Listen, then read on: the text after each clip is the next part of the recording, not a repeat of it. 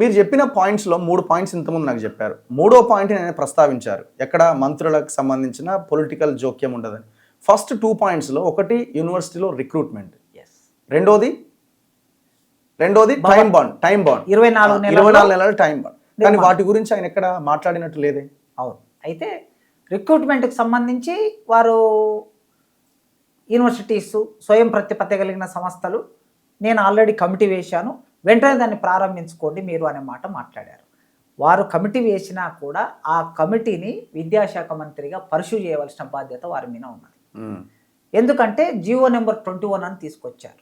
ఆ 21 జీవోలో అనేక సమస్యలు ఉన్నాయని మేధావులు, నిరుద్యోగులు మాట్లాడుతున్నారు.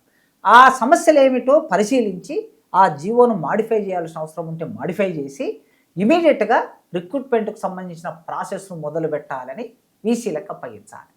వీసీలకు అప్పగించాలి అంటే ఏం జరగాలి? ఫైనాన్స్ డిపార్ట్మెంట్ నుంచి శాంక్షన్ రావాలి. ఒక్కొక్క యూనివర్సిటీలో 1000 పోస్టులు, 200, 300, 500 పోస్టులు ఉంటే ఆ పోస్టులకి శాంక్షన్ ఆర్డర్ రావాల్సిన అవసరము ఉంటుంది.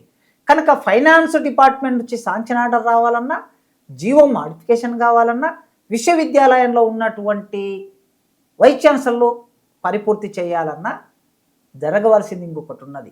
చాలా విశ్వవిద్యాలయాల్లో ఎగ్జిక్యూటివ్ కమిటీ లేదు. ఎగ్జిక్యూటివ్ కమిటీ ఉంటేనే దాంట్లో అప్రూవల్ తీసుకొని నోటిఫికేషన్ ఇవ్వాలి.